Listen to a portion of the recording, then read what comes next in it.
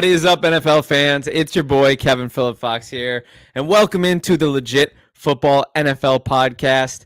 That royalty-free techno music just hits harder and harder every single week. I don't know about you guys, but the fewer royalties we're paying, the better the music sounds. And with that being said, I have a royalty-free Australian man here, and that is Adrian Revito. Mr. Adrian, how are you? You don't know that. You don't know that I'm royalty free. I could be royalty back down here. That's actually a great point. 20 people. You don't know. That's actually only in the sense of the word that means you have to pay for it. In terms of just true royalty, there's not a more royalty person I know. Don't have to pay anything for me. I'm a very cheap date. How are you, man? Date.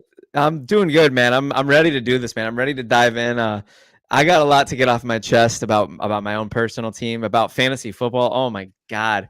Is it just me, or does it feel like I'm in a lot of leagues, so that might be part of the reason why, but does it feel like everyone's injured? Yeah. Oh my God. Oh, don't even get me started. Actually, there's a league that we're in together. Blasphemous. Yeah. My 3 tent poles are all down. It is just not ideal. I feel like every notification I get is like, this person's been marked questionable. This person's been marked out. Back in the past, questionable used to mean slightly probable, but I feel like questionable this year is like 40-60, not even 50-50. I feel like I'm taking a bloodbath. Mr. Armand is in the chat, my number one enemy for this week, but we are so happy to have him. Armand, you were sorely missed last week. I guess that's everything. We might as well start the show, right? Or is there one more thing I have to do? Oh, that's right. Jimmy Ray from NFL Stats is here. Gang with some royalty. I didn't know if I was joining Dragons still, type honestly. beat. I thought you forgot about me, man. That was so well timed. You like that? I'm really happy with that. Yeah. You like that? Yeah, we're in our bags today. Armand is already dropping A-bombs. Armand, I'm surprised you didn't get Woj's job when what? Nothing. I was commenting on the spelling. What Devontae is he referring to? Neither. I mean, it's not neither of them. I think he meant Adams. No, I think he meant Smith. Wait, Smith's playing. Smith's playing. So. He meant Adams. Could have meant Devontae Wyatt for the Packers. Then the spell. It's him. Right. That's also how you spell Devontae Parker. Devontae Parker, retired receiver, has been ruled out. Our producer is here, Anthony Weiner. What's up, Anthony? Good to see you, brother. I don't know if he's joining us today, but he's here. I got a peace sign, so here. I think that means let's start the show.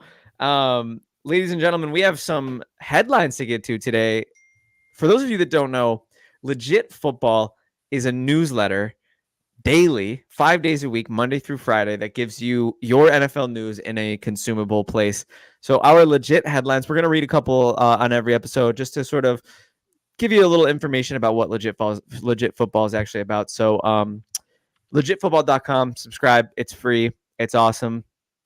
Kicking it off with Jets firing Robert Saleh. We saw it coming on this podcast. I think I've mentioned many times that I think he might have been maybe the Achilles heel of the team, no pun intended. Sorry, Armand, I know. Please don't leave me. Please don't leave me. Anyways, Jeff Ulbrich is taking over as head coach, not Nate Hackett, like many of us were hoping for. Armand, we need your thoughts. We need a written A-bomb statement on your thoughts on the firing. But in the meantime, both Adrian and Jimmy, I want to hear how we feel about this choice from the Jets. I mean, look, it seemed like the writing was on the wall. It's such a weird, convoluted storyline, right? Because, Aaron Rodgers went on the Pat McAfee show. I was like, I didn't have anything to do with it, but he spoke to Woody Johnson just the night before. He was going to fire or he's going to relieve Nate Hackett. But then Jeff Ulbrich has relieved Nate Hackett of play calling duties. It is so like, as I say it out loud, there's so many layers to it. But I think at the bottom, like when you have like a cake and there's all this frosting and then there's a couple Skittles on top, but at the flavor, the center, what makes the cake. I've never had a Skittles cake. I'd just like to interject there and just say that. Yeah, that sounds great.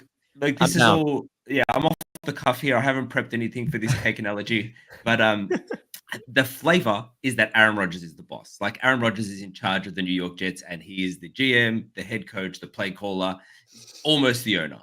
Okay, I could see that. Are we feeling like the term coach killer is apt here, or do we feel like that's too strong? No, I think it's apt. I think it's too strong. Okay, tell us why. I mean, I mean, what was it, like his third head coach in his career? Is that true? Yeah, that's fair. But I don't know. did he, I don't but really see that like he played a part in it. I think I it don't was think so fine either. regardless. I'm leaning more so the route of Jimmy Ray here, just in a sense of like, I mean, anybody with eyes could see that Salah was not the guy for the job. Yeah. I think it came a little earlier than I expected. Absolutely. Just from my point of view. Yeah. But I think they're trying to I save the sinking ship. I think they know the Yeah. Rodgers experiment is not long for this world, so they're just like, let's salvage what we can before it's too late. They're a game out of the division lead with a chance to seize the division on Monday night in New Yep. Jersey. So, you know, there's a go ahead, Aid. Can I counter? I actually think he is the dude. He's a defensive coach. Their defense has been playing lights out. I think Nate Hackett's the problem. That's my personal opinion. I agree with that. Yeah, he's definitely part of the problem. Yeah, without question. Yeah, there's a lot to it, and Aid, not a bad counter. I just think it's a leadership thing, and I think it's what the offense has looked like under Salah, which is probably more on Hackett than on Salah. And I mean, I think it's the least transparent exhibit of nepotism in the NFL since Joey Porter Jr., Marvin Harrison Jr. This is truly the closest thing to true nepotism we've gotten, which is Rodgers and Hackett's BFF ship. They got friendship bracelets. I think that's keeping that man in the building. Really quick, got a lot of comments to address here. Love to see it after last week. Our main listeners had abandoned us last week, but you're all back. Takedo Luna. We love Takedo Luna. Absolutely amazing to see him in the chat. Finally, we can be honest about the Jets. They weren't making the Super Bowl. Okay, a bit savage here. 49ers faithful forever. We absolutely love this dude. Fellas, how we doing? Bang, bang, Niner gang. Good time to be alive if you're a Niners fan. They're finally at 500, which we all kind of assumed they'd be a lot better than, but maybe the ship is finally righted. Goodness gracious, if they could just get healthy. All right, I think it's time we move on to the next headline. I think it's this was a good slathering on that one. Next up, we have the Jets remain the favorite for Davante Adams. Bills and Steelers are also in the sweepstakes, boys. Jimmy, let's start with you. How do you feel about this headline?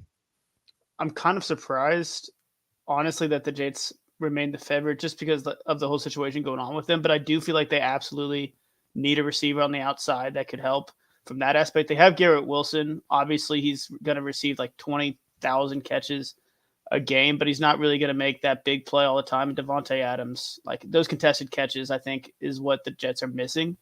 But with the head coaching change, I'm just not sure they're willing to make that move at this time and willing to give up assets for Davante Adams. I don't know if you guys agree with that.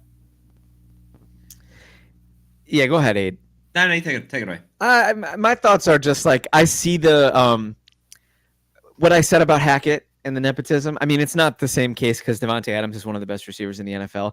But I think if the Jets were to just go all in on this extreme mortgaging of their future that they've already been doing for the last couple years, I mean, it's really just feels like what's another couple picks? What's another couple dollars here? I don't think it would be a smart decision for them. I don't think they're a Davante Adams away from being a good offense. I don't think they're a Davante Adams away from being playoff contenders, to be completely honest with you. Garrett Wilson's a very good receiver. Mike Williams looks good this year. Alan Lazard looks like how he's always looked. Malachi Corley's a stud. Xavier Gibson, like they're not devoid of talent. Tyler Conklin, Breece Hall, Braylon Allen, like they're not a piece away. That it's the O line. If there was like an All-Pro left tackle who was in the running, I would say mortgage your future for that. But that being said, right, take the Rodgers and the Hackett and the three best friends that anyone could have out of the equation here. I'm looking at the Bills and the Steelers here, and respectfully, I'm thinking the same thing. I love Davante Adams. I think he's a great player, but the Bills are up against the cap, and if there isn't some sort of a massive cap relief built into the deal, I think I would prefer my team look elsewhere. I would prefer my team look at cheaper options like a Tyler Lockett or a Jacoby Myers or somewhere else that isn't going to keep them from being financially flexible through the playoffs, hopefully God willing, they right the ship and they make it. And the Steelers, same business. Look at what they're doing with George Pickens. I don't know that any team needs Devontae Adams. I think he's kind of like the belle of the ball of the trade deadline, and I think much like the bells of the ball usually in these situations, I think it screams a whole lot of nothing to me. I mean, I would like to see your Bills in on it, and only because I feel like, and I'll throw some love here. I know that if you look at the stats line, and I know there's some concerns with Josh Allen, but I still think the dude can make it work. But I think he needs a number one, and Devontae can absolutely still be that. I appreciate he's older than you want your number one to be. I couldn't agree more, and I think it's the kind of thing where it's like, if it happens, I'm gonna talk myself into it. I'll buy a jersey, the works. But let's be realistic here. Like, Devontae Adams for a 2 and ruining your cap flexibility, or DeAndre Hopkins for a 5. I don't think they'll get a 3. You know what I mean? Right? Sure, Yeah. but I don't know if they'll give it a 2. That's the unfortunate part. It's like that middle ground. Yeah, everybody's kind of digging their heels in, and I don't blame Brandon Beane for having a hard line about this. Raiders eat the cap. Pick is in the 3rd or later. But like I said, it's all about diminishing returns. Like, yes, I would love a wide receiver 1. I would love to get Josh Allen some help. I think we'll talk about it when we get to the Bills game preview, but he was 9 for 30 last week, and that's horrendous. But I would say probably 18 of the throws were on target or catchable. I think stats wise, people could look at the stats line and criticize Josh Allen. I think if you're watching him play each week, I don't think you can really hit out at Josh Allen for what's happening to the Bills at the moment. And I also don't think it's like the panic meter. I don't know where you're at, Kevin, and we'll get to it, but the panic meter is not that high for me. I think they're still taking the division. I don't think it's going to be much. I don't even think it's going to be that close. I would say it's probably like a 4 for me, like maybe a 5. I don't love losing back-to-back conference games on the road. Like, I know it's part of doing business, but I think you get a good receiver, it goes down to a 3 or a 2. That being said, I don't think any of these teams are Devontae Adams away from salvation. Any more points on that before we keep it moving? All right, I got 2 more. One of them is a quick one. McCaffrey could return on October 20th against the Chiefs. I've heard now that they're targeting an early November return. That seems to be just news. I don't know if there's much discussing that has to happen. Do you guys have any thoughts on that? Just that I don't think he can because they haven't opened the practice window. They announced it today, like this morning. So I don't think he can return. I think they're targeting the following week. I think early November is what I'm hearing. And then last but not least, Jeremy Fowler thinks it's possible the Rams could be trading Stafford before the deadline. This is pretty huge. This is pretty bombshell. There's a lot of playoff teams that have banged up QBs. Do we feel like this gets done? I think that's the key. I think if you've got a contender with a banged up QB, and I can't think of anyone at the moment. Like, I wouldn't put the Dolphins in that I guess category. So I can't think of anyone. But if you have someone that has their QB go down, and they need someone like Stafford, can absolutely throw the rock. There's no questions there. The Rams have gone rough, and if they're deciding, okay, it's rebuild time. Finally, it's rebuild time. This is the year to do it with our stars all injured. Let's get right for next year. I could absolutely see it happening. But like Stafford's not like a Flacco. Yeah, he's older, but he can still a QB1. Like, and he still is a star. If you ask me, if you want my opinion, like, he still carves up defenses. Yeah, he's a stud. Yeah. So if you're going to get a good amount of picks or a good amount of collateral for him, I could see the Rams doing it. I think it's smart, but it's all dependent on a team with the cap that needs a QB to keep contending. Yeah, couldn't agree more, Jimmy. Yeah, I'm on the same page. I'm trying to think of teams, and the Dolphins are the only team that really comes to mind. And even then, like, I don't think they do that, because I think the Tua situation is still up in the air, and doing that would basically just end that at some point. We got to wait for a decision for the Tua thing. There's no other team that would make that trade. Like, it's either they're done for, they're looking at the draft probably already, or they don't feel like they have a contender enough. But how often do we really see like these good quarterbacks get traded mid-season? Like, I know Baker Mayfield, that was a weird situation. Shout out to him for doing good things with that. But like, you never see that. That just, there's no way this happens. I feel like the Rams probably just threw that out there to Jeremy Fowler just to see who would bite. You know, The only thing I could see, the only team, sorry to interrupt you there, Jimmy, super How dare you. unprofessional, but I know, how dare, is the Panthers. The Panthers is the only one you couple Bryce in with a pick, and go for it, and like kind of, all right, get Bryce out of the building. He goes over to the Rams, he loses some more games there while they rebuild. I could see that happening. the Panthers, That's interesting. they'd have no team. I feel like around. Bryce them Young was the to make that 101 man a year ago. I know, but you got David Tepper, who's obviously not the most logical thinking man. That's Adrian right. is- That's very true. Adrian is predicting based upon the unpredictable patterns of this man. Talk about love the it. Colts owner too. Maybe we throw that out there. Yeah, actually, throw Richardson over there. Say with, loves to throw a little. Jay Mersley has a dream. He wakes up. He's like Matt Stafford. yeah, I mean, y'all might. I mean, I think y'all could contend with Flacco, but that's another conversation. Anyways, we have a Thursday night game to talk about. We'll make it quick because we waxed poetic on the headlines here. We have Thursday night football, the 49ers and the Seahawks. The 49ers took down Seattle 36-24 in a game that had some fireworks. Adrian, did you enjoy this game? Yeah, look, it was okay. I felt like the 49ers always had it, even though they needed a little bit of a magic to even get their first TD. I think the biggest headline coming out of this, because to me it's kind of like, and I was talking to a friend who's a Niners diehard. I don't think the division is anyone but the Niners to win. I think Seattle's kind of dropping off a cliff. The Cardinals, who I love, but I don't think they're winning the division, and the Rams, as we've just talked about. So I think the biggest headline coming out of this is that Jordan Mason got injured. McCaffrey's not planning to be returning anytime shortly. And if you want to keep in contention, because at the end of the day, you're still 3-3, and the Seahawks are still 3-3. You need a running game, and because that's what Shanahan's offense kind of plays around. Yeah, I definitely think the Mason injury was brutal, especially for fantasy betting. I had a lot of Mason Lions, and he came in and for one snap in the second half, which cancels the rescue. So it was a long night for old Kev. But it's okay. You know, I think Mason is a stud, and I think he proved that. I think he's the perfect 1B to McCaffrey's 1A when McCaffrey comes back. Garendo really looked absolutely horrendous until that one carry where he hit the hole really hard.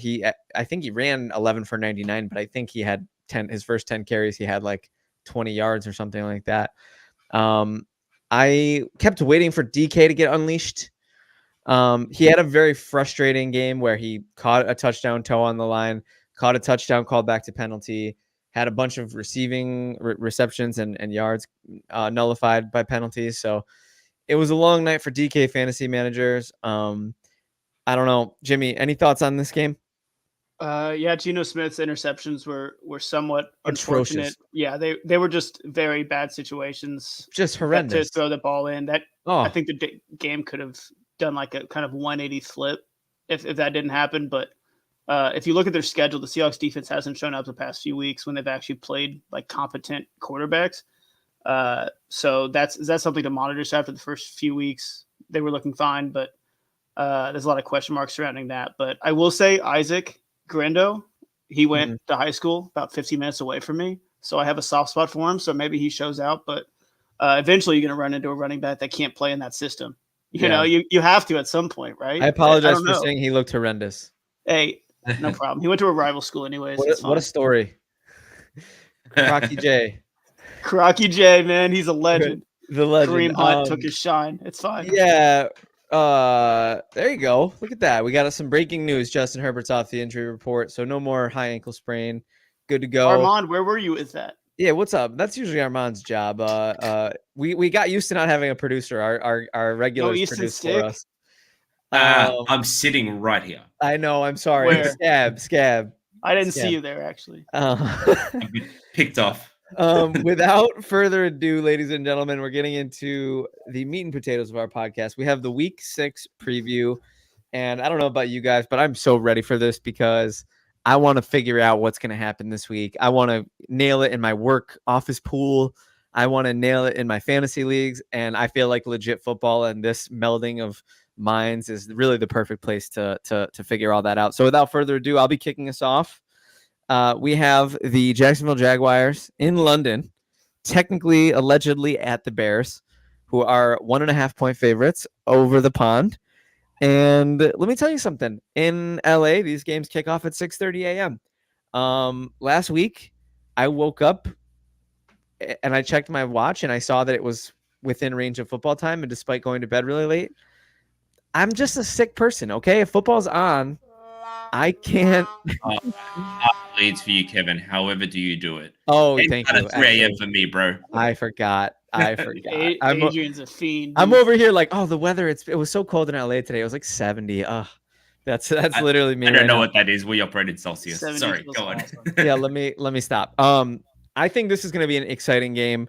I think the Jaguars have been maybe one of the biggest disappointments in the league. And you could have until recently maybe made that case for. I'm trying to get my focus back. I don't know if you guys can tell. This is a coaster. You could have made the case until recently that the Bears were one of the more disappointing teams in the league, but they've really stepped it up. Really, ever since the second game of the season when Caleb passed for 93 yards week 1, like 160 week 2, something along those lines. He's really been looking a lot better. He's finding DJ Moore. The Bears are looking kind of like how we thought they were going to look, Adrian, and I know that probably makes you nauseous. I apologize. I have a counter. Continue though. No, yeah, absolutely. I think Jacksonville, we saw the team we thought we were going to see last week, and they unreal how amazing Brian Thomas Jr. looks. Big fan of his game. Really, really can't wait to see how his season shapes up. The Gabe Davis experiment is going exactly how I thought it would. The Tank Bigsby, Travis Etienne backfield two-headed monster that's kind of turning into a Tank Bigsby show a little bit. Travis Etienne managers are sweating. I think this game's going to come down to, can Caleb Williams take the jet lag, take the travel, take the I'm not at home, but I'm at home BS, and channel it and put it into a good 60 minutes of football? I think he can. I think he's mentally cut out for it. I think he showed that frequently at USC. I think he's going to have a good game. I think the Bears will carve up Jacksonville. I think it'll be a little bit of a shootout vibes, but maybe more of like a sloppy shootout, not like a Mahomes Allen, sort of more like a, like a Williams Lawrence. I'm going to give this one. I'm going to say Chicago takes it. I'm going to say 29-27. Close one. I feel like you're going to bet a defensive touchdown in this game. That's not a bad idea. The sloppy game. That's kind of what I'm. Shootout, usually happens. Over in London, right? Have to. Yeah. Have to. So I think, look, Caleb's been hitting over 70% completion the last 2 weeks, but Panthers and Rams, and now he's going against Jags, who are the dead ranked last pass defense. In fact, I just looked at their schedule, and they do not play a top 10 passing defense for the rest of the year. So I think Caleb is going to look better. No offense to him, because I still think he will be good. I'm not taking away from him, but I don't think Bears fans are like waxing poetic about how he's the dude and he's finally arrived. It's like, man, just like he passed for 90 yards or whatever it was, 60, whatever it was. Like, it was terrible. Just give him some time, but he's not there yet. That's all I'm saying. But what do you do? You know what? The wins are the wins, actually. And what I will say to counter myself is they still got the same record as Green Bay, so I can't talk. And let's hear, what do you think about how this game's going to shape up? Give us your prediction. I think the Bears will take it. I think the Jags are just, I mean, I kind of thought they'd lose last week. I think the Bears will take it 23-20. Yeah, I think the Bears are going to win as well, 27-17. The Jags beat up on the Colts defense last week, but so has everybody else. So I don't really see that happening again. I mean, they got some big plays from Bigsby. Brian Thomas, that 70-yard bomb kind of ruined it, and they still almost blew the game somehow. So obviously the Jags are good, but the Bears defense haven't allowed over 21 points in 11 games. So I think that continues 27-17. Go Bears. Brian Look Thomas, at that. Dude, huh? Very, very nice. All right, Mr. Adrian, take it away. All right. So the Packers offense kind of got going. They felt in control last week, but to that point I just made, the Rams are struggling, so I'm not going to jump at it. They've got no more Christian Watson again. He's just kind of one of those players you expect to be out at this point. He's a good player, but he's just unfortunately one of those. I hate the term injury prone, but that's what he is. Romeo Doubs is back after his suspension. Bit of weird locker room vibes there. But you know what? Overall, I think the team has kind of rallied around him, and in reports and in interviews, they've all kind of had his back to say, "Look, it is what it is, and we're moving forward as a team." And we know he's put in 3 years of hard work. So that was a bit of a weird storyline. I'm looking at the defense here. The pass rush has not been what it's been should have been in Green Bay. Rashawn Gary's got 1 sack in week 1. Xavier McKinney, on the other hand, has been phenomenal. Probably the best free agent pickup in recent memory for the Packers. 5 picks in 5 games. First time for any team. Yeah. Yeah, it really was. And what I will say though, the weak point here is Love, who admittedly struggled week 1, got injured, and then returned from injury. He's been ranked last out of 34 QBs that have started against the blitz. So his passer rating just drops off a cliff. Fortunately, the Cardinals have no blitz. They are a patchwork defense, who I still love, but they don't have a quarterback. So they don't have a defense to be able to get kind of make him uncomfortable. I think Kyler. I said this last week. The Cardinals season is kind of inconsistency. That's their kind of tagline. Some weeks they're massive, some weeks they're terrible. Marvin Harrison Jr. has his breakout game and then goes away and disappears. Same happened with Trey McBride. So I just think that like this could be like any week, Kyler can dial up an MVP performance. And you've got to hope that he doesn't do that this week for me anyway. But they beat the 49ers. So there's no denying that they can get it done. I think the Packers will take it 30-23, but I will admit that I am pretty scared. Yeah, I think this should be a good, like, evenly matched game, honestly. I feel like Kyler Murray's been really good this season. I feel like not a lot of people have been talking about it. Maybe I'm just not in the Cardinals circle or in that sort of like NFL circle that for Kyler Murray to be talked about. But Call of Duty doesn't come out till next week, so I think he continues the solid performance. He secured the bag. He's advertising for them now, which is sick. But the Cardinals don't have enough defense, I feel like, to catch up with the Packers. Adrian mentioned Xavier McKinney. He's, I think, been one of the best free agent pickups this season. An interception in each game, first 5 games, is absolutely wild. No way that continues for too long, but if it's 6 straight games, that'd be, I'm a stat guy, so I'm rooting for little things like that, just so you guys are aware. Hell yeah. What a nerd. Dude, awesome. He's got a 6 takeaway as well. That wasn't a pick. He's balling out. Love it, man. I'm gonna go 27-21. Dub Packers. Nice. Okay. A little bit blasphemous there with that reference. It hurts me in the NFC North. Sorry, I just picked the Bears. It was just carried over. I think this game is going to be fun. That's one thing I'll say. I'm signing my name on the dotted line. It might get main TV privilege. The Bills don't play this week, or until Monday, so we'll have to see. I love the YOLO version of Jordan Love. It's been entertaining. However, probably a bit frustrating for Adrian because Jordan Love has had some absolutely egregious picks. He didn't get safety though. No, I'm a fan. I it's entertaining to me, bro. It's so funny. I like players like that. You know why? Because I'm a fantasy guy, and that's good for fantasy, bro. Like the more YOLO he goes, like if the Packers kind of fall behind because he throws some dumb picks, he has to throw more to catch up. It's something I'm into. That's why we love Jameis Winston. Exactly. Dude, I'll always miss Jameis. 30-30. Yep, the 30-30 season will never be forgotten. But I gotta give some love to the Packers, though. I think they'll round the corner this week, and the Cardinals' defense is pretty soft. So I think the Packers will. They really should. I'm tempted to pick an upset here, but I think because I love Adrian, and also because I think the better, the wise part of my brain is saying let's pick this game correctly. I think the Packers are going to win this one. I'll say 31 to I'll say 20. I think the 5.5, even though I've predicted the Packers to cover, I think it's a bit too much wood for what the Cardinals can be. Yeah, and what the Packers have shown in recent weeks. Yeah, I completely agree.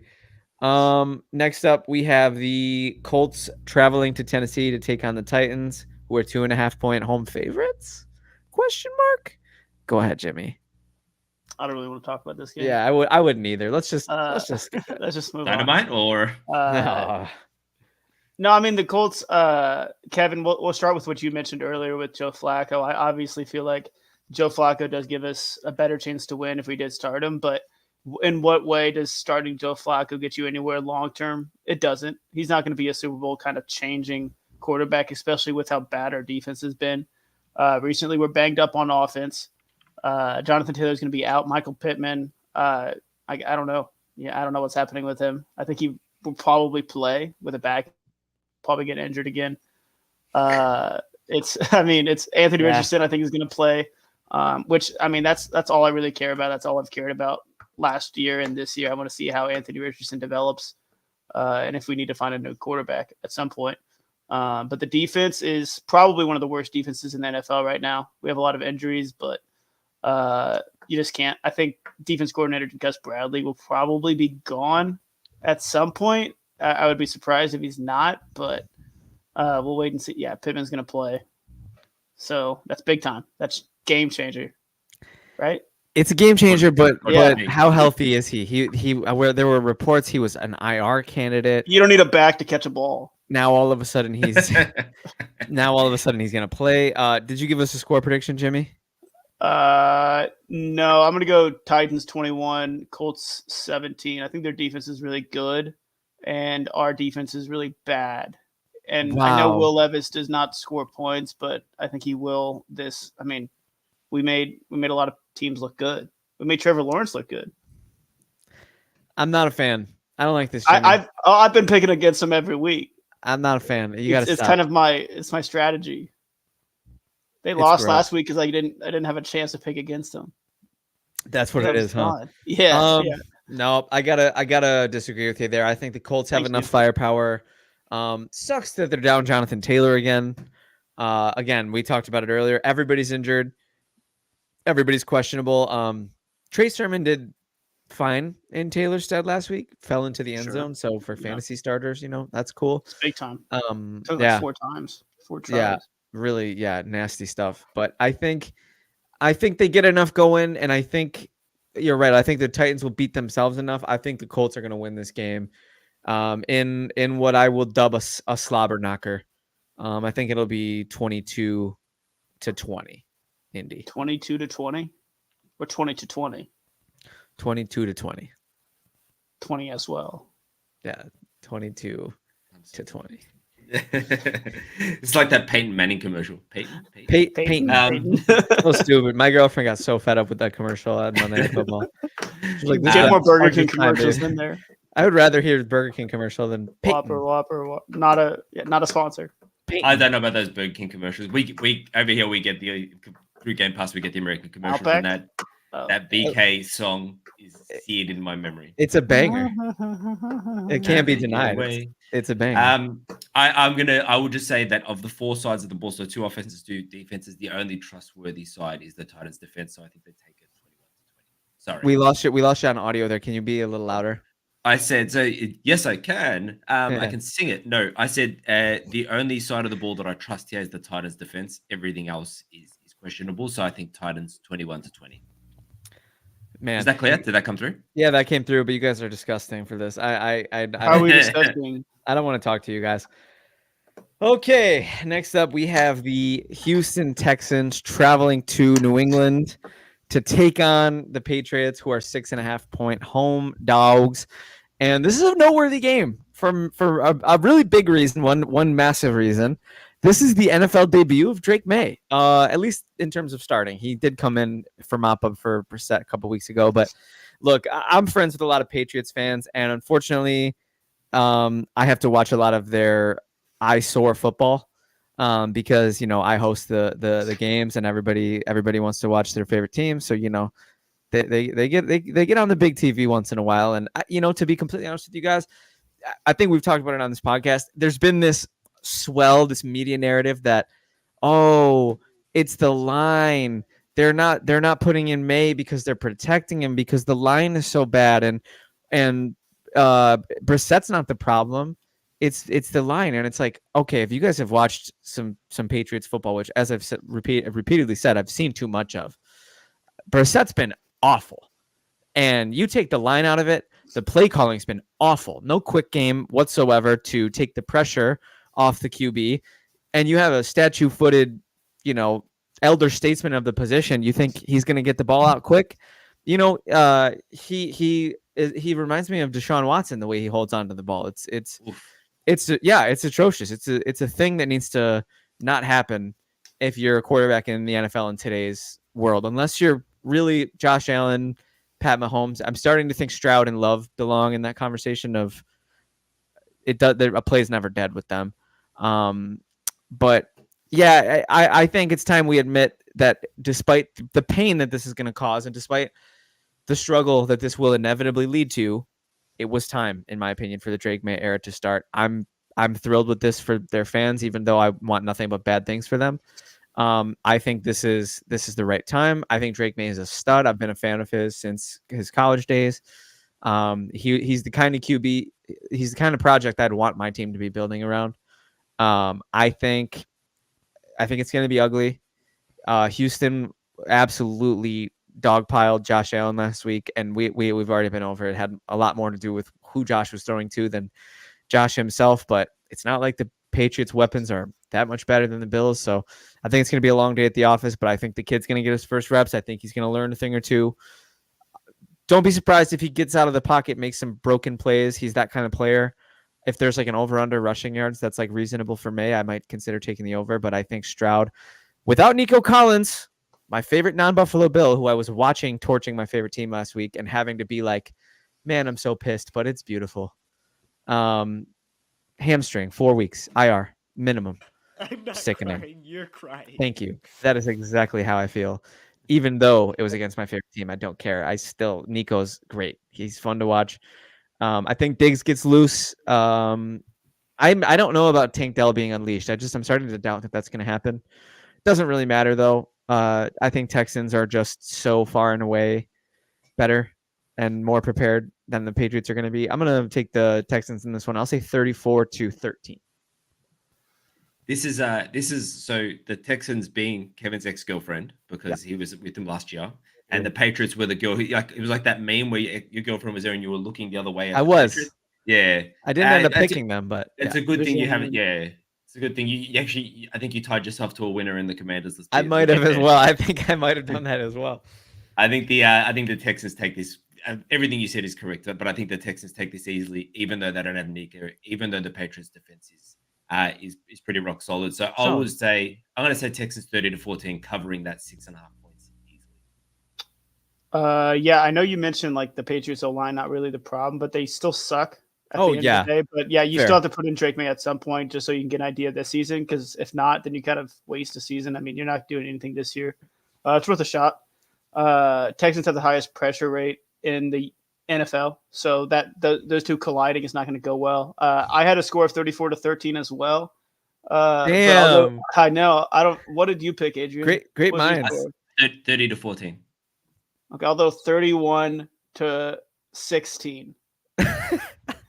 If this was the price run, I'd be so upset at you. I love this. You know, when they just do $1 above. This or is $1 so below. funny. He gets 2-point conversions and he's the Patriots' future. Your sweet, precious Baker Mayfield. Talk about it. Baker.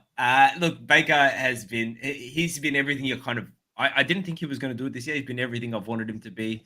The Bucs are coming off a pretty rough loss. They gave up 500 yards to the Falcons. No one likes to do that. I think that. It's funny. The Bucs have had a top 10 offense. I don't think that's a hot take. And Baker hasn't really, he has those games where he just kind of just lays an egg. Like there's just this one game, 2-3 games a year where he outlies. And Denver. Yeah. I did, as in against Denver? Yeah, he laid an egg against Denver. Okay. With I like take 7 everything points. back. Yeah. Okay. So I think that there is a chance he will do that again shortly, but I don't think the Saints, despite having a pretty nasty defense, I think they're going to be fine. What I will say is, and I can't remember the exact stats, but Marshawn Lattimore lined up against Mike Evans has historically very much gone Marshawn Lattimore's way. So I can't remember the exact numbers, but they're going against another NFL debut, which is Spencer Rattler coming in. I picked him up in fantasy for a second because I'm so banged up at the quarterback state in one of our leagues that we're all in. I had to get something going. So are you starting him? I have to. I've got no other option. Let's go, dude. That's fun. That's baller. That's fun. Yeah, that's baller. What could possibly go wrong? It could look amazing eventually. My son's probably going to make his weekly NFL appearance because I can hear him knocking on my door. I can don't want to hear me. Hear from him. They're going to rely on Kamara here. I think that'll get the ground game going. Hopefully, Olave bounces back. He was basically invisible last week, so I think the Bucs will take it though. I think just because it's a rookie QB. So 20-13 Bucs way. There's no way the Saints are 3.5 point favorites. That can't be right. I'll check. Well, I don't think the banner's ever been wrong before, so I think we have to trust it. That could have been I a just pre. Jimmy, take it away. I'm sure you guys have heard this stat. When was the last rookie quarterback to start for the Saints? Drew Brees. Nope, no, he was drafted by the Chargers. Well, there's only been one other one since 2001 that has Uh, started for the Saints. I really want to try to get it. Don't tell me. I'll give you the college if you don't know it. Dude, give me Or the we can college. Notre Dame. Oh, Ian Book. Yeah, Ian Book. Yeah, Legend, Kev. dude. Pizza Nice. eater, right? I think he ate some pizza I love with the it. Chiefs. I don't know. Nice. Ate some. No, but I mean, they're historically they don't start rookie quarterbacks, so it's kind of exciting to see a team that doesn't historically start rookie quarterbacks give Spencer Rattler a chance. I don't think it'll go well, but I don't think Derek Carr has necessarily gone amazingly either. I mean, they just don't utilize Chris Olave the way that he should be utilized. Kevin can probably agree with that. He just traded him away for like nothing. No, just We'll kidding. talk about that. We'll talk about that. Yeah, we'll talk about it. No, he was just throwing deep shots to Shaheed and then checking down to Alvin Kamara, which is fine for fantasy purposes if you have one of those players. But from a team standpoint, I don't think it really holds out. I think you need to have more movement. But as for the Bucks, I think they've been awesome. So 28-14. I just don't think Rattler will do it in his debut, but we'll see. 28-14. I don't know if I just said that. I like it, Jimmy. I think it's a good prediction. I'll give the Bucks a field goal. You guys covered everything. I couldn't agree more. I think Rattler's going to get picked on. Say 31-16, just to be a little. Whoa, that was my score last time. The line, by the way, is flipped. It's 3.5 the other way. Okay.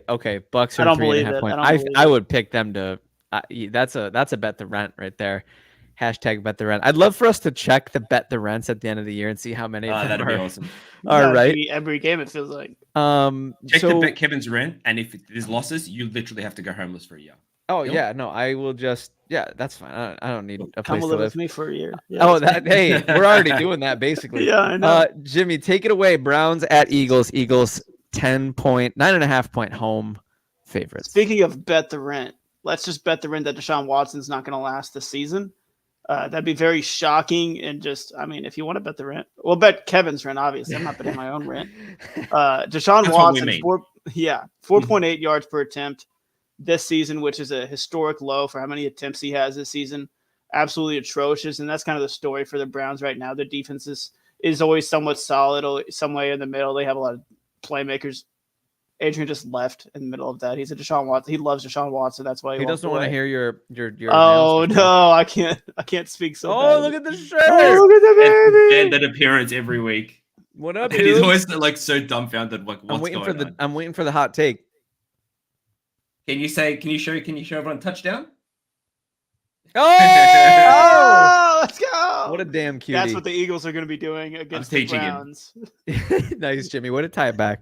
No, but the Eagles have a lot of players coming back, so I think it's a get right game for the Eagles. I think it'll be 30-16. I still don't think the Eagles are quite there in terms of contenders, but the Browns are the Browns.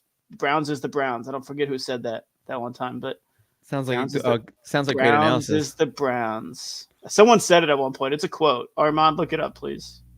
Anthony, somebody, please. Armand's don't- he's our stats department when Jimmy's on the It's mic. not a stat. It's just a quote. Oh, Juju Smith-Schuster. Never mind. I probably shouldn't have said that.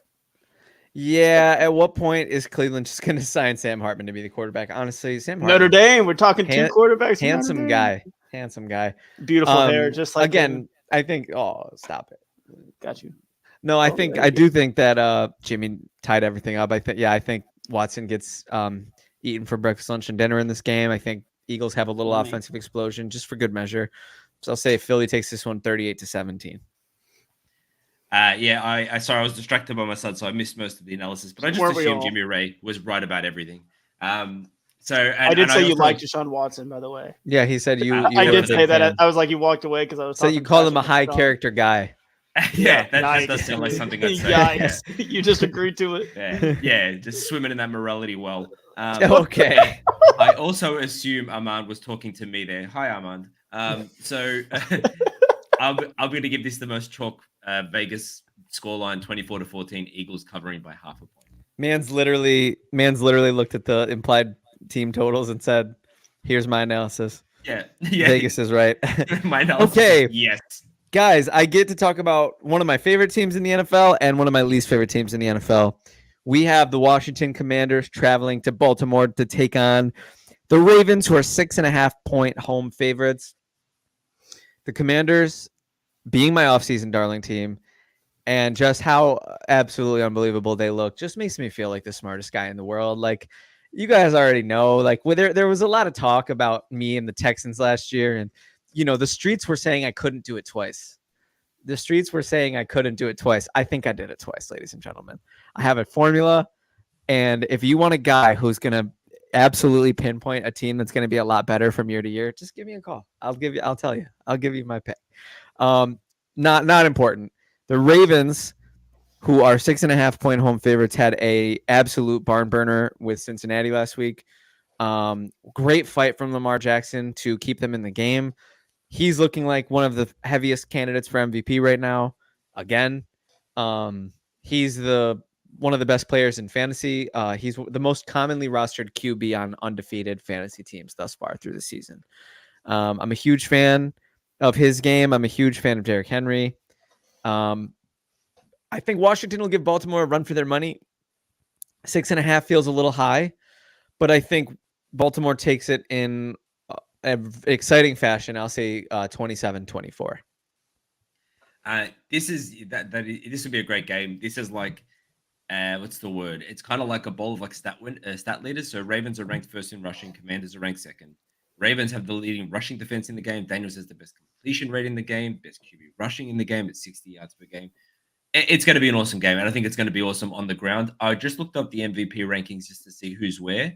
Patrick Mahomes is one. I don't know if I agree with that, but I understand it's Patrick Mahomes. So stupid. That's insane. So stupid. That's so much like respect on his name. That's not his play. Lamar Jackson is tied for second with CJ Stroud, then Josh Allen, then Jaden Daniels. So I think this could be a game that I don't think anyone was circling before the season started. But this is going to be awesome. Appointment viewing. Yeah. You know what? Actually, normally I pre-prepare my predictions, but I did not do that on this one.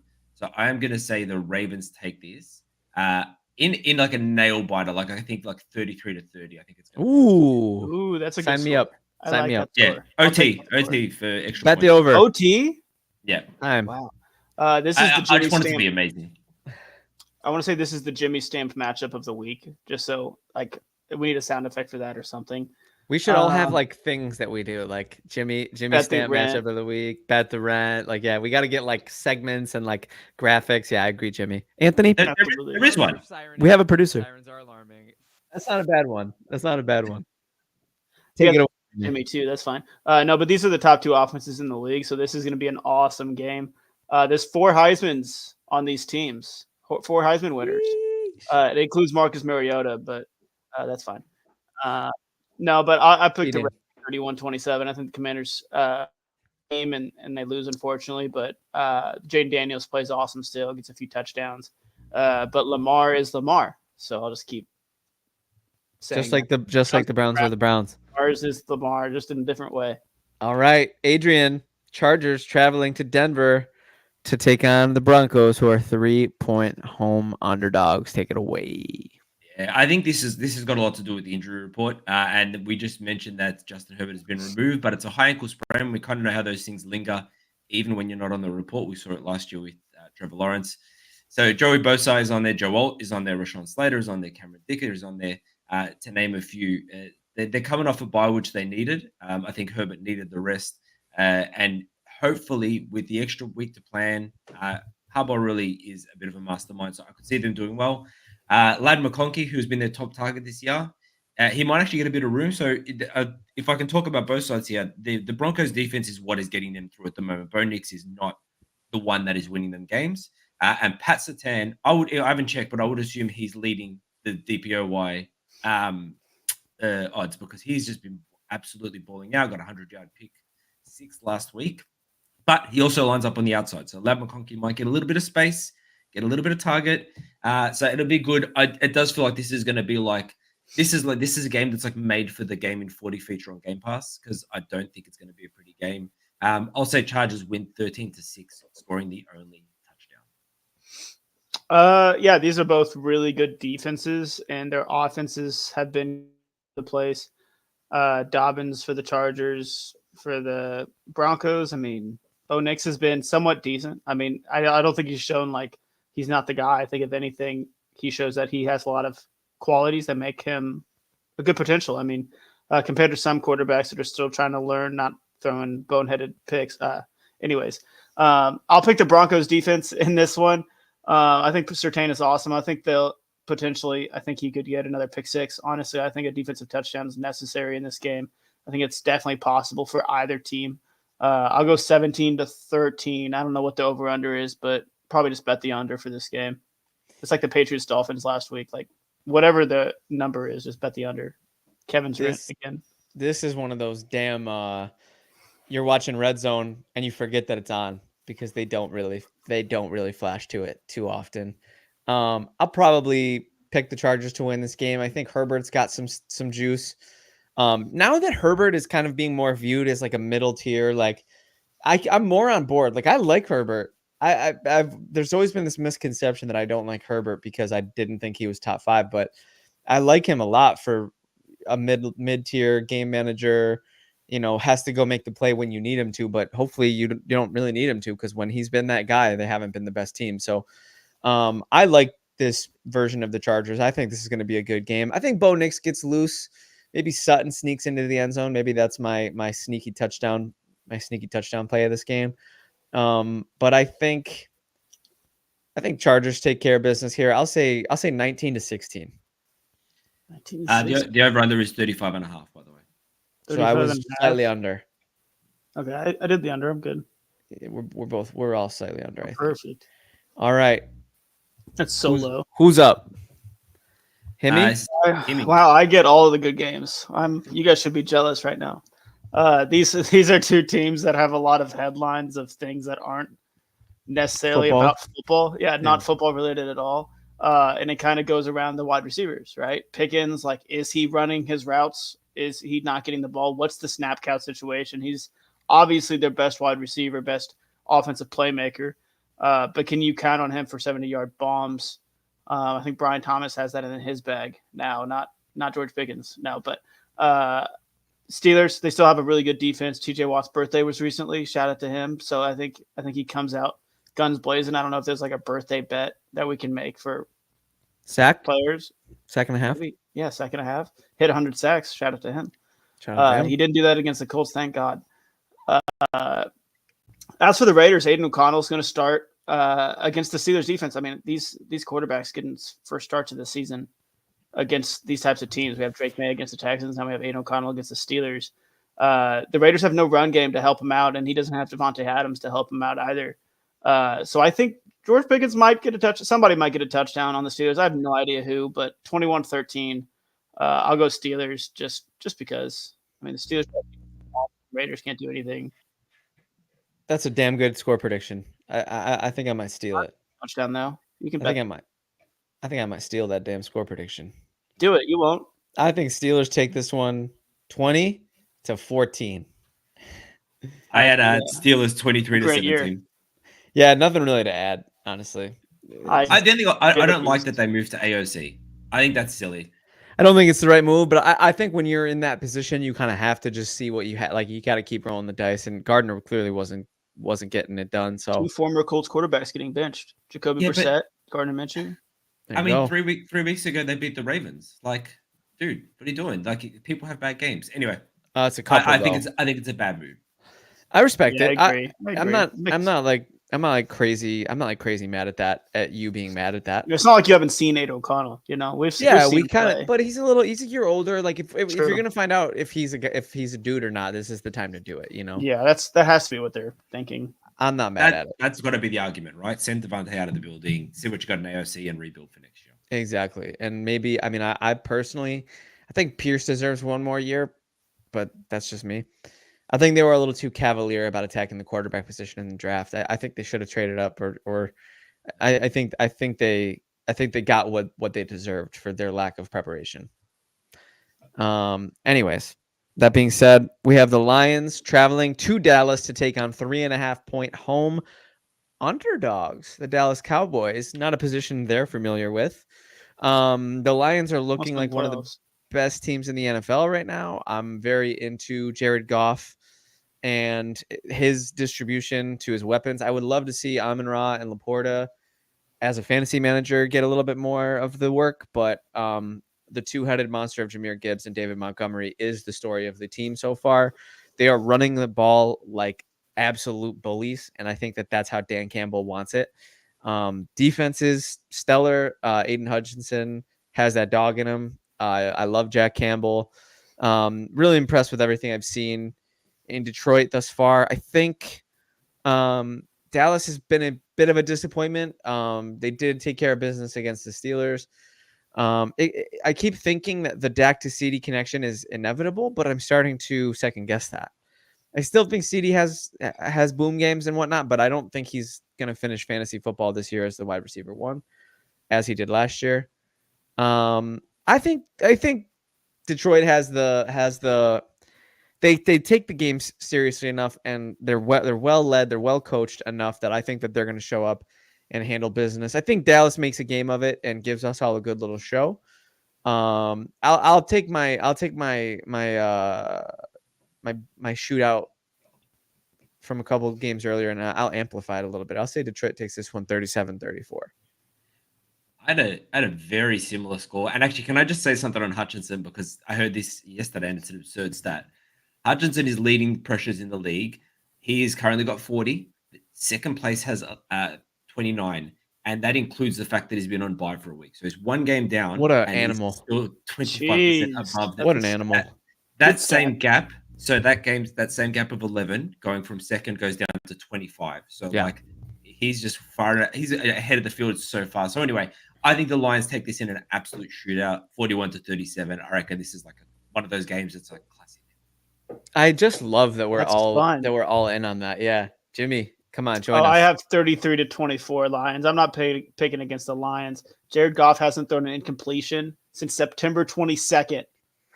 Ridiculous. Don't think Wow. about the context. Don't think about the context. He didn't throw an incompletion in one game, so it's been a long time. I actually love that. I that's a great stat there. That's all I'm going to say. I don't think the Cowboys have it I think you might need to tweet that, brother. right now. Yeah. Okay, I NFL got you. stats per me. Yeah, so that's all of us. Yeah. So next up, Adrian, you're up with the Falcons taking on your beloved Panthers. Panthers 6.5-point home dogs. My wild card making a run at the end, Panthers. Lol. So the Falcons. If Kirk didn't bring the Falcons back last week, I think we would be talking differently about them right now. I feel like that they would. This might be a dynamite game if that didn't happen. But Kirk, ice in his veins. That's extreme. That's extreme. That's me. You don't think if the Falcons lost last week in embarrassing fashion, we'd be like, okay, maybe then. But in embarrassing fashion, though, like I mean, that game was a They shootout. didn't though. Like, and Look, maybe I'm being dramatic effect, right? But what I will say is that I think Kirk Cousins has had his second like last drive comeback of the season by week 5. Kyle Pitts third. decided that No, they Is it beat the third? Saints like that as well, I believe. I'll take third. I was just Unbelievable. not researched this week. That's the problem. Unbelievable. No, I just missed one. Leave me alone. No, you suck. Uh-oh. No, just kidding. Uh-oh. Kyle Pitts decided that quote unquote stats are not for losers. All right, head coach. And That's true. and now they're going against the team that makes every QB look like a star. They're going against a defense that has holes all over the place. Even though Atlanta's defensive line is quite sketchy, they're ranking bottom 10 in pressures and sacks. You know, is ranking bottom 10 in pressures and sacks. The Carolina Panthers. So Andy Dalton bump is gone. And the is it Red Rifle, isn't it? We talked about Red Rocket. It's Red Rocket. In an SFW reference. They should feed Hubbard here. He's actually quietly ranked third in rushing grade per PFF. So, but Atlanta coming off a mini bye, confidence flying high, unintentional rhyme there, and they're going against the exact opposite in Carolina. I think Atlanta win this not even closely. I think 31-17. I said this last week a couple times, but just with some garbage time points on Carolina. Yeah, shout out to the Panthers, man. The bright side is they have their own first round pick this year, so that's pretty big. Great. Tank, Other than tank. that, Kirk Cousins throwing 500 yards a couple weeks ago, absolutely, or I guess last week, it was just they've had a long. I feel like it's been forever since that game. They've had a long little break to prep for the Panthers, so I don't think it'll be a problem for them. I'm going to go 30-17 Falcons. There's not much else to say about this game. Dalton is Dalton. I would say watch for a trap game. Oh. I don't think it will be, but I don't know how well coached Atlanta is. I think Kirk's seasoned enough pro, and my goodness, was that performance last week not just something? Yeah, I think Atlanta takes care of business easy here. Just watch out for the trap game is all I'm saying. I'm not predicting a trap game, but this is a classic. Sounds like case. you're predicting a trap game. You said it twice now. You know, you can't. Sounds like case. Kevin's rent on the Panthers money line. Money line? That's setting Or money just on tease fire. Tease it to plus 7.5. Yeah, that's setting money on fire. No, the Dalton bump is gone, and that's disappointing because that first game when we thought Carolina were going to be a problem, Legend. I was so ready. I've been betting Dalton's passing yards every week, and again, talk about setting money on fire. Sheesh! Thank you very much. I'm here all week. Taking Atlanta in this one, 30-20. Cool. All right, we have. All right, that's it. No, just 2 games remaining, and Jimmy is going to be talking about Cincinnati, Joe Burrows, Joe Burr, Joe Shiesty, Joe Frosted Tips, traveling to New Jersey to take on 3.5-point favorite Giants in New Jersey. Jimmy, no way. I think it's the other way. Is that true? It's the other way. No, Okay, I was so excited. I don't trust anything the banner says anymore. I know. I don't know what's going on. I was just so excited to talk about how the Bengals were 1-4. I'm sorry, that was not nice of me. Bengals offense good, Bengals defense not good. I think we can all agree from that front. I mean, I think that's a fair analysis. Of their last 2 losses, they've had just an absolute blow up offensive games. So yeah, they're allowing 150 rushing yards a game, 29 points per game. I mean, it's absolutely ridiculous. Everyone's saying the Bengals offense is the best it's ever been. I tend to agree with them, but the defense has been worse from that aspect. So they've lost to the Patriots week 1. That was a tough loss, but they've lost to the Chiefs, the Ravens, the Commanders. I mean, it's been a tough little schedule there other than that loss to the Patriots. So not to say they haven't looked absolutely awful, but it's all been 1-possession games. So it's been close games. They haven't played astronomically bad, but their record, 1-4 is hard to come back from. Can they do it? I don't know, but I do think the Bengals win 30-20. Tyrone Tracy had a good week last week, but I don't think Malik Neighbors is playing yet again. I was surprised that the Giants got the win last week. Darius Slayton balled out as well. So I think they'll score some points, but I just don't think the Bengals will let another loss happen. I could be wrong. That'd be insane. They'd have a lot of question marks around their team if they do lose to the Giants. It's a must-win game. That's a fact. I think I'm contractually obligated to, as a accused homer of the Giants, even though I'm not a Giants fan, because they have Brian Daboll, Joe Shane, Devin Singletary. I think you're a Giants fan. They're the Jersey Bills. I feel like I'm contractually, and also a noted detractor from Cincinnati. I feel like I'm contractually obligated to pick the Giants here. Yeah, I'm not afraid. I'll steer into this kid. I'm starting Daniel Jones in fantasy in a couple leagues. It's a gut check. Guys, what is going on? It's a glory play. I'm in a couple leagues where Spencer I don't know about you Rattler, guys. Neighbors being out, I do want to acknowledge Armand.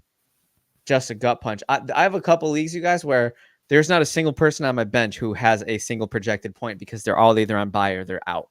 I'm starting everybody with a pulse in my league, and I'm scraping the bottom of the barrel. I have Ty Johnson in one of my lineups, so I don't want to talk about it. But clearly I do because I'm on a podcast and I'm talking about it. Maybe he could touchdown. I think the Giants have probably. I think smart money bet the rent on Bengals money line. Dumb money, which is what I have. I'm taking the Giants in this one in a slugfest because you're right. The Bengals defense is just dog poop. I'm going to take the Giants in this one 27-23, and I think as Jimmy said, I think there are serious conversations on Monday morning sports talk radio in Cincinnati.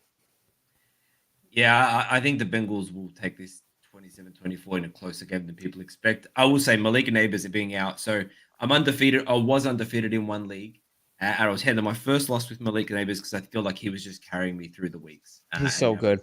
Guys, and just like he's a fantasy demon. He's Oh, yeah, setting it's the only records for word. receptions. Yeah, it's so good. So yeah, no, I think the Bengals will win this, but I think it'll be close because of that defense. And the Giants still seem to get it done even without Neighbors. And that's the last game on our slate, guys. Great show. Thanks for coming out. We lost Jimmy. We lost Jimmy. Okay. So Bad news for you, mate. the formerly 3-0 Buffalo Bills, now 3-2, travel across the I-90, the interstate. They drive to the New Jersey. I think they might have to get on a boat. I don't really know how New Jersey works. It's a far away, gross land. What? There's not Europe. there's not water. Wait, there's not water that separates With Australia? Jets are 2.5-point home dogs in the first game since they fired their head coach.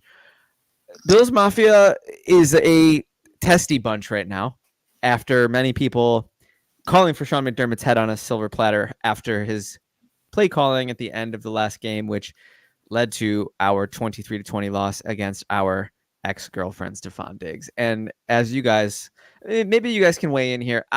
I wasn't as mad at the play calls as Twitter and as every ESPN talking head was. I saw the logic. 34 seconds. Houston has all 3 timeouts. If you don't get a first down, you're in the same position you're in regardless. You're going to be punting out of your own end zone one way or the other. You have a $258 million quarterback. You might as well let him try to go get you a first down. I didn't hate it. Yeah, I agree. I'm with you on this. I agree. Like, they barely had time to even use all 3 of those timeouts, you know? So, like, wasting those timeouts, I don't know how much it would have helped. I do understand what people are a bit. It was kind of wild. It was kind of wild, and then, like, you go back and look at it, you're like, it's just wild that they let up.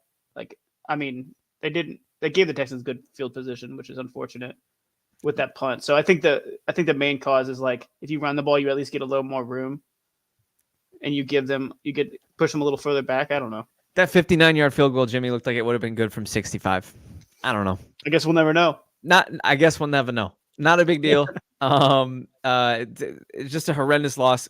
Great fight from the Bills to still be in that game, in my opinion. As a fan of the team, I was impressed by their fortitude. One thing about Sean McDermott's Bills, they're going to get punched in the mouth, and they're probably going to underperform in the first half, but they will always fight back. And yeah, the Jets game is tough. Jets have a great defense, but their offense is atrocious. They took a fat L across the pond last week. Rodgers is super banged up. I think he's playing. The laundry list of injuries for the Bills is last week was comically long. This week it feels like it's past funny and it's back into sad territory. We're looking at Shakir. Baby Cook is now not practicing for 2 straight days. We're still looking at Teron Johnson questionable for the Bills. Ed Oliver's out. Taylor Rapp cleared protocol. He'll be playing. There was a concussion scare with Josh Allen last week, and everybody's mad about it. But apparently the Bills went through the proper channels. It's been confirmed. The NFL put out a statement today that confirms they went through the proper channels with concussion protocol. He got his bell rung. Okay, it was not no team likes to see their franchise QB gasping for air after taking a lick like that. But I think this game comes down to a couple things. I think the big thing is, can the Jets offense move the ball on the Bills' suspect defense? Bills defense getting healthier. They really, really solidified in the second half of last week's game. They collapsed the pocket against C.J. Stroud on almost every play in the second half. Can Breece Hall get going? The Bills play run funnel defense. This feels like a matchup where Breece Hall should be eating. If he doesn't, I would have major concerns if I was a Breece Hall fantasy manager, which I am in several leagues. That being said, I think Bills against Jets defense, it's going to be tough. The Jets have a lot of good pieces. They've been in Josh Allen's head rent-free at times in his career. So I will. Last week I picked the Texans, and I was right. I will take the Bills this week, and I think I'm going to be right again. Bills are going to right the ship, build a comfy 1.5 game lead in the division. against the newly coachless Jets, and I'll say Buffalo wins this one 23-16. I had an almost identical score. I had 23-17. I think the Jets are, you know, like sometimes you get that bump from the interim head coach, and I just don't know. The Jets just don't feel like that team right now. They kind of feel like a little bit of a shambles, and they also don't have a new head coach because Aaron Rodgers is still there and he has been the head coach since week 1. So I think that like, and even the way he kind of like, I don't know if you guys saw that press conference where they kind of brought up live that Robert Saleh talked about the cadences, and Aaron Rodgers was like, well, that's one way to look at it. Maybe you hold the guys accountable. Like, I just don't know if the team has his back either. And I think the Bills take this one. I am a little worried about, I just looked over your injury report and there is just so many. It's a laundry list. Is Shakir, is he out or is he questionable? 2 straight days of Questionable, DNPs. Today's practice was a walkthrough, so there's not really much we can glean from it. We'll know more tomorrow. So if Shakir and Cook get limiteds in tomorrow, they might be able to play. Obviously, it's you don't love to see it. No, yeah, best that's offensive weapons. I also just don't like, you know, the tagline around Josh Allen, despite we know kind of what happened last week, the stats line also gets talked about a lot. And Josh Allen's just not that guy to just he doesn't take a punch to the face very well. Like he comes back fighting. So, well, I guess that's the opposite of what I'm saying. He takes it well. I see what you mean. I know he doesn't take it well in a sense that he comes back pissed. I completely agree. Chip on the shoulder, Josh Allen is dangerous. For whatever it's worth, in his entire NFL career, he's never lost 3 consecutive starts. What? Yeah, I was going to say that. Oh, damn it, Jimmy. I'm sorry. Damn it. So, I mean, I'll just... Man's pissed. Yeah, so Josh Allen's never lost 3 straight games, and I don't think that happens today. I don't think that happens this week. 27-17 Bills. I know they have a laundry list of injury reports, but is Josh Allen on them? No. Is that a problem? Yeah, he is actually. For some people. Yeah, he kind of is. Yeah, he actually is. Yeah, neck. But did they follow the protocols? Ankle, absolutely, they did. Hand, that's what.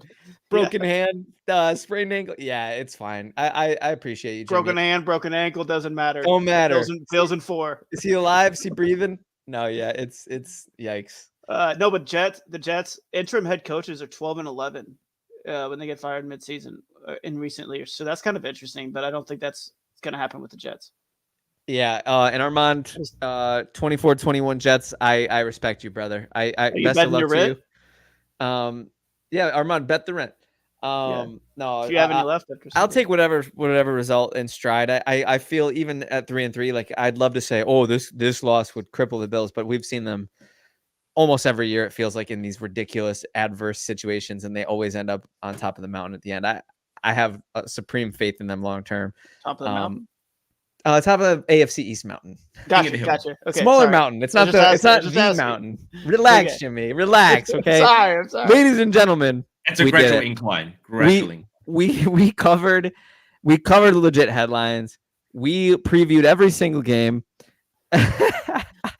Armand, he feels a little fresh here. He's being a little fresh. We covered every game. We talked about betting the rent. We talked about Jimmy's stamp of the week. We got to see Fabian do some more podcasting, which is just the highlight of these episodes for me. Adrian, anything you want to say to the good people before we wrap this sucker up? Nothing, man. It's always a pleasure. You know, this is not to the people. This is to the two of you and Anthony Weiner in the background there. It's always a pleasure. To them too. Yeah. Adrian said, screw them. Screw the people. This is about us. This is about us. To the 536 people watching, we honestly, we probably still would do this. I feel like we'd still get on camera and just we did, but we love doing it with you guys. And we did 536 people. Jimmy, anything? I actually have an ad read, if you guys don't mind. Let it rip. Make sure you follow at NFL_stats for all your stats and those stats that Adrian takes afterwards. And I take before. Oh, Kevin before, Adrian afterwards. I don't know. I also have an ad read. Go to X, go to Twitter. Okay, go ahead. Josh Jacks. Buy them at your local grocery store. This is an ad read. I love toast. Oh, I love toast too. This episode is brought to you by Toast. Ladies and gentlemen, I'm Kevin Phillip Fox. He's Adrian Revito. That's Jimmy Ray. We are the Legit Football NFL Podcast, and we are out.